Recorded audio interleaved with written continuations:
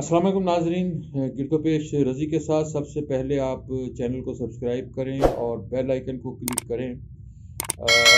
गुफ्तगू हम करना चाह रहे हैं ज़ाहिर है इलेक्शन की, और इसमें बहुत दिलचस्प मुकाबले हैं जिनका आज मैं ज़िक्र करना चाह रहा हूँ। कल मैं अपने दोस्तों के हमरा एक शादी की में शिरकत के लिए विहाड़ी था, और हमने रास्ते में देखा कि मुख्तलिफ़ मकामात पर ज़ाहिर है इंतखाबी मुहिम है, और तमाम रास्ते में हमें मुख्तलिफ़ पार्टियों के परचम भी दिखाई दिए, हमें झंडे भी दिखाई दिए, हमें लोगों का जोशो खरोश भी दिखाई दिया। शहरों में भी, देहात में भी, कस्बों में भी अब इंतखाबी मुहिम और इंतखाबी गहमा-गहमी उरूज पर पहुँच चुकी है, और वो जो इब्तिदा में कहा जा रहा था कि गहमा-गहमी नहीं देखने में आ रही, अब वो सारा तासुर ख़त्म होता जा रहा है। विहाड़ी में सबसे बड़ा ये सवाल था कि क्या वहाँ तहमीना दौलताना कामयाब हो जाएँगी।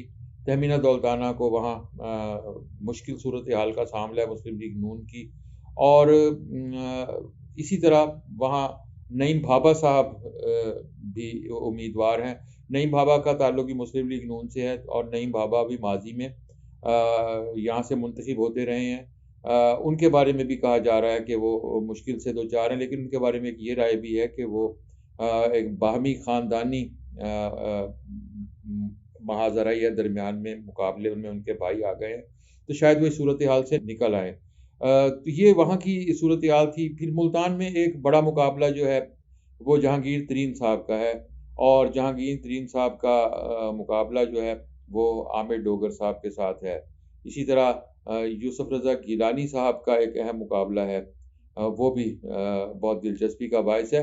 और लाहौर में मरियम नवाज़ और बिलावल भुट्टो और इस तरह और बहुत सारे बड़े सियासतदान जो हैं वो मैदान में हैं, और बिलावल भुट्टो का लाहौर से मैदान में आना वो बड़ा मानी खेज़ है, और सबकी नज़रें लाहौर के मार्के की जानिब भी हैं कि क्या बिलावल उस सूरत हाल से निकल सकेंगे।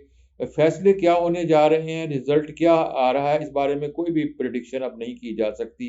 लेकिन एक बात तयशुदा है कि रस्सियाँ कहीं से हिलाई जा रही हैं, डोरियाँ कहीं से हिलाई जा रही हैं।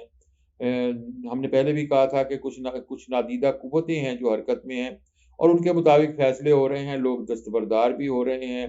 लोग एक-दूसरे के हक़ में दस्तबरदार होने के साथ-साथ ख़ामोशी भी इख्तियार किए हुए हैं, और जो ख़ामोशी इख्तियार किए हुए हैं वो इस उम्मीद पर ख़ामोशी इख्तियार किए हुए हैं कि उसका उन्हें सिला मिलेगा, और इस उम्मीद पर ख़ामोशी इख्तियार करने वालों में मलिक आमिर डोगर भी शामिल हैं।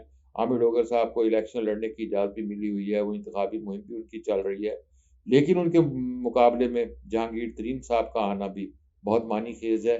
देखते हैं 1-2 रोज़ में क्या सूरत हाल होनी कि जैसे-जैसे वक़्त गुज़र रहा है, अब हम इंतखाबात के बिल्कुल करीब पहुँच रहे हैं, और ऊँट किस करवट बैठेगा, नतीजा क्या निकलेगा, आज़ाद उम्मीदवार ज़्यादा कामयाब हुए तो फिर कैसी पार्लियामेंट वजूद में आएगी, कैसे कौन वज़ीर-ए-आज़म बनेगा, और कौन बनेगा करोड़पति, ये हमारा आज का सवाल, और ये हमारा आज का तज़किया। नाज़रीन इकराम, गिरदोपेश रज़ी के साथ इस चैनल को सब्सक्राइब करें, बेल आइकन को क्लिक करें। नई वीडियो के साथ मिलेंगे। खुदा हाफ़िज़।